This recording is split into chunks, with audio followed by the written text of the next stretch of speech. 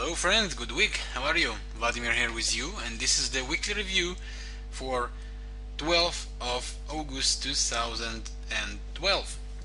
Well, first of all, in a few words, just about the previous week, which has been one of the most boring week during the last period, and it's kind of confusing because yes, it's summer. And yes, normally summer is boring, but as I said not once, the summers on the election years normally are very busy. So I'm not buying this boring period. I still think there will be a lot of opportunities and a lot of retraces coming, which will allow big trends most likely on the upcoming weeks. With that, let's take a look fundamentally what will we have this week. As we can see, on Monday we don't have nothing actually. Tuesday also should be pretty much quiet, but then on Wednesday we have the MPC meeting minutes on Britain. We have the claim and count change as well on Britain.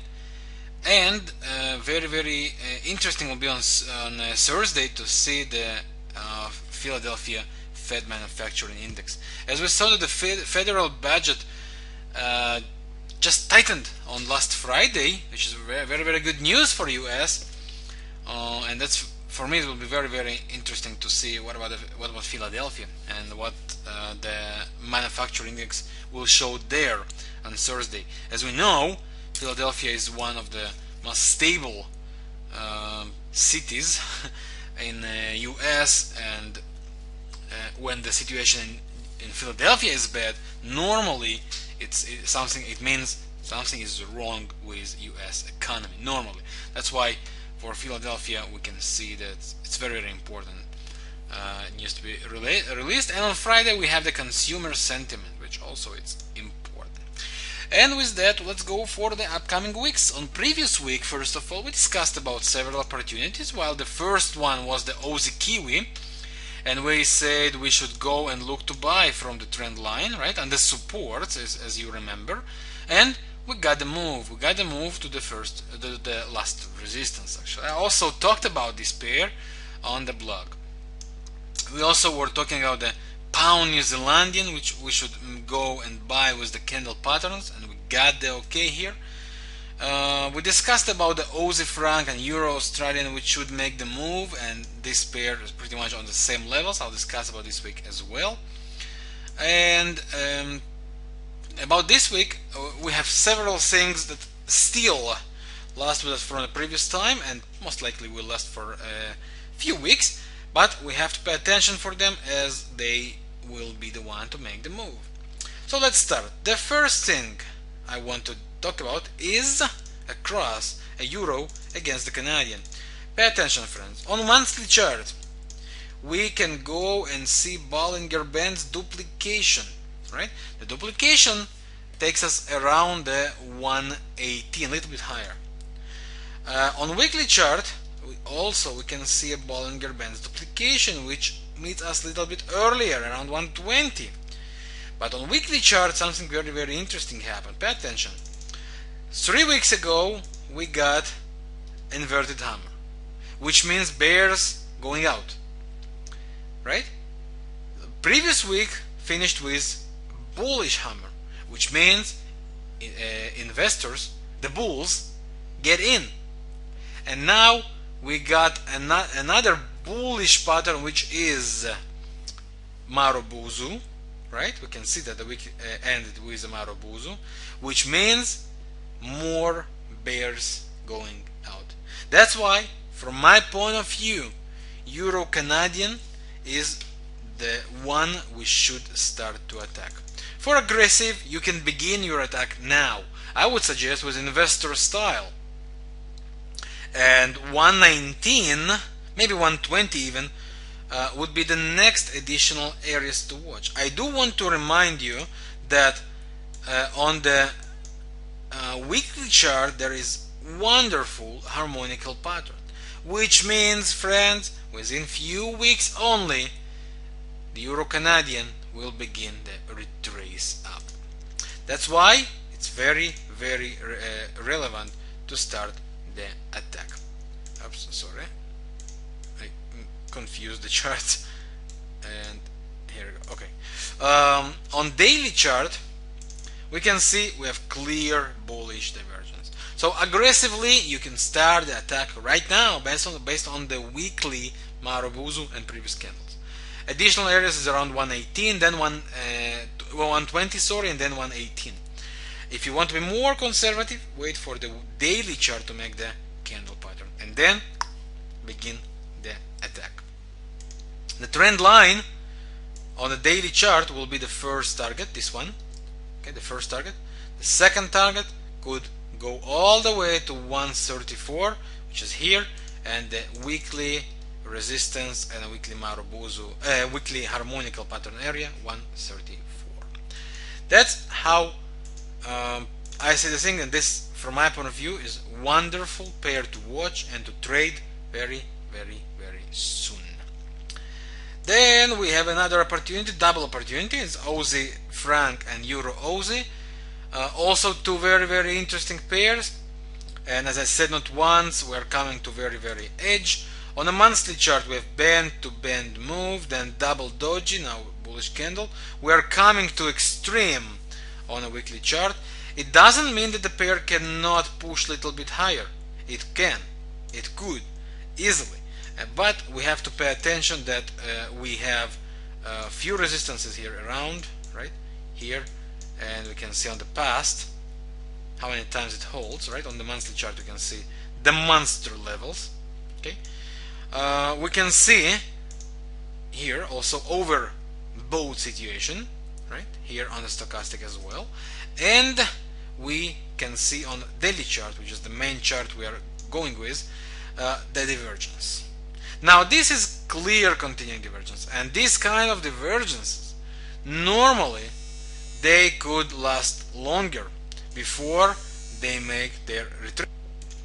But once the divergence makes the stop, and this stop could, well, the perfect will be of course if the MACD could create another high or at least stop around the zero and turn around. When it will happen, that could be a perfect sign of the retrace. And as I said not once, this trend line should be the first area to watch, and maybe we will go even all the way for deeper, much deeper move here, this one, as you can see. Okay, so the cycle is building itself. Yes, it could take time, yes, it could be annoying, and yes, it could push even higher. But once the right time comes and divergence completed, we get the whole move.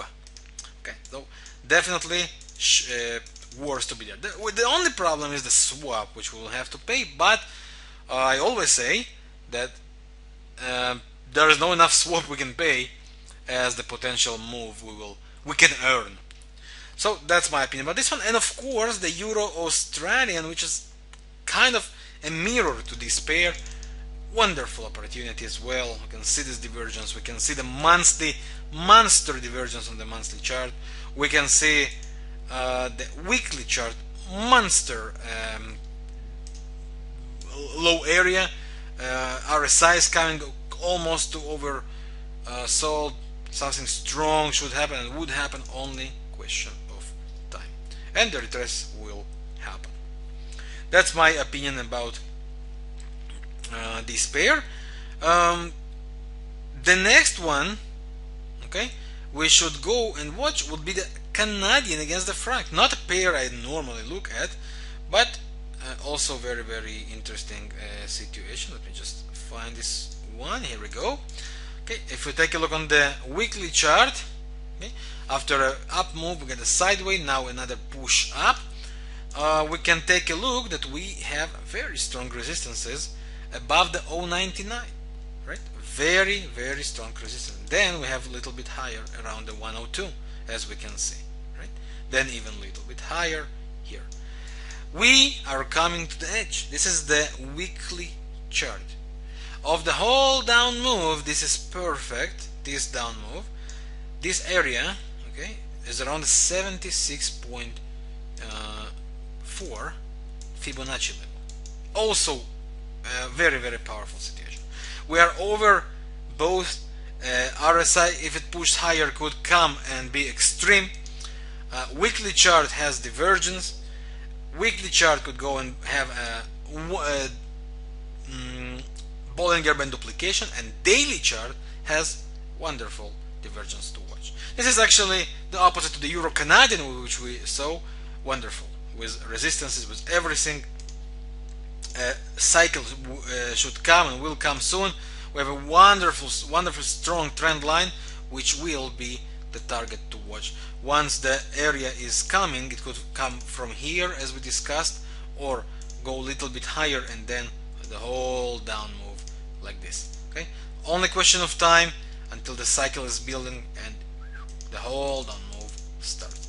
But yes, it will take time. Of course, it's we have to pay less swap here than in the Aussie franc or Euro Aussie, but still wonderful and amazing trade. Dollar yen will be the next one, and I want to discuss about this pair. Fundamentally, I don't think that the Japanese government could allow the dollar yen to go very, very low. That's why I think that this trend line, if meets here, combined with support and the daily divergence, as we can see here, that could be created, could be an amazing buy opportunity right here, somewhere around the 77, maybe a little bit higher, maybe even a little bit lower, but that could be just fabulous buy opportunity. So we have to watch the pair going down, then stop. How do you know it stops? MACD turns around up again, and we have a bullish candle pattern. That would be our buy signal. If the pair does not push lower, then our area to watch is when the pair will place itself above the 70, 80, 70 area that holds so many times. When it will place itself above it, and maybe even more conservative, place itself above the 200 moving average again, that would be our very, very, very bullish signal. Oh, that's about the dollar yen, which from my point of view, no question of time until it makes strong up move. That's about this one. Dollar Canadian will be the next pair to watch, friends. Pay attention. Weekly chart, we can go from band to band. Even though we got the Marubozu, which says first of all we might get some retrace, okay, but dollar Canadian could go for a band to band move. Stochastic is over sold already, so we have to pay attention actually to the next resistance, which is around 0.98 and a little bit higher even here. See this area around the 0.98. If it makes the down move, it could be beautiful and perfect buy. I think that even from here around the 0.9850 we should start and collect this pair, and based on the 4-hour charts, if it pushes a little bit lower, we get a wonderful divergence to go with and a retrace to make.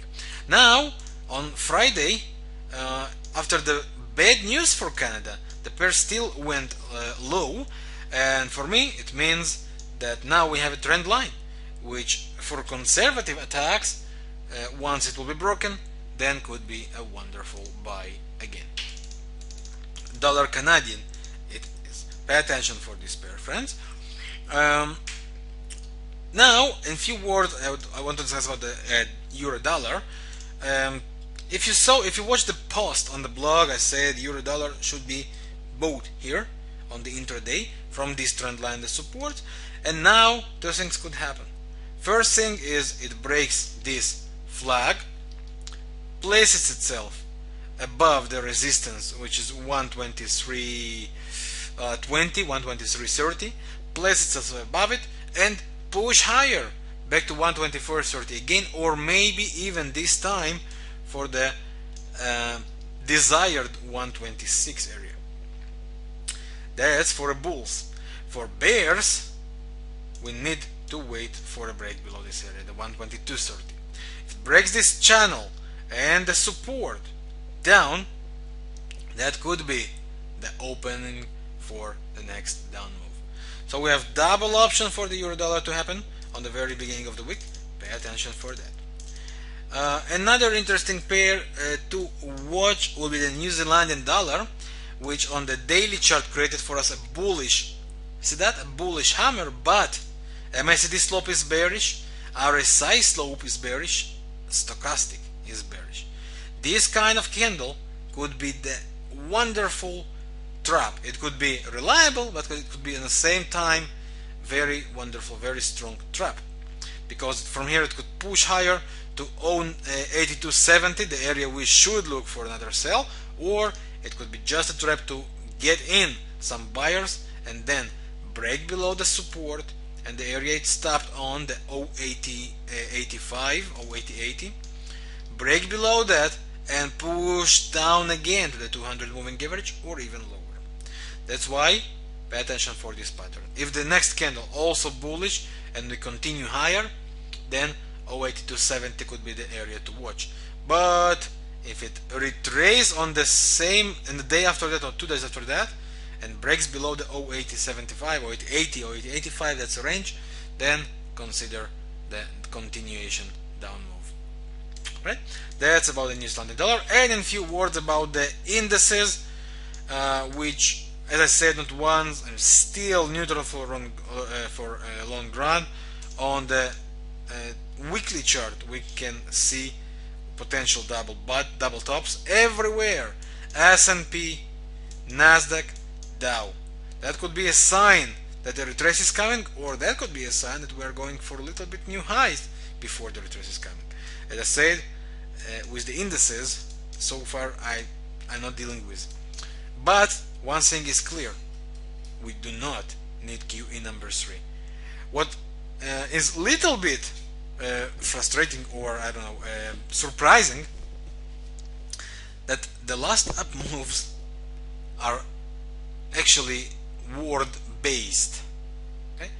No QE number 3, no more money, nothing really wonderful happened. Many companies lost money and we still go up. We still go up. That's why it might turn to be a trap. It might turn to be a trap. Where is the only problem? This is elections year. Normally elections years, most of them are bullish. That's why so far no need to fight. Once we get the okay on the weekly chart, we attack. Okay, that's the main thing about the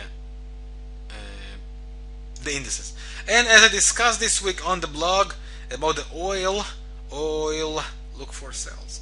I wish and I really want the oil to reach 95 or even higher, 96 or even higher, to somewhere on this range of resistances. I do want it to reach as high as possible. Maybe even the trend line here. Could be perfect with the current divergence and the cycle that should come here. We could expect a wonderful sell. That's why watch the oil. And you can watch on the blog. During the last week I posted a post about historical moves on the oil, and we can learn something from that. We definitely have something to expect from. That's all for this week, friends. Thank you very much for your time watching this video. I wish you good trading and good trades and good profits, and I meet you next week. Thank you very much. Yours, Vladimir Ribakov.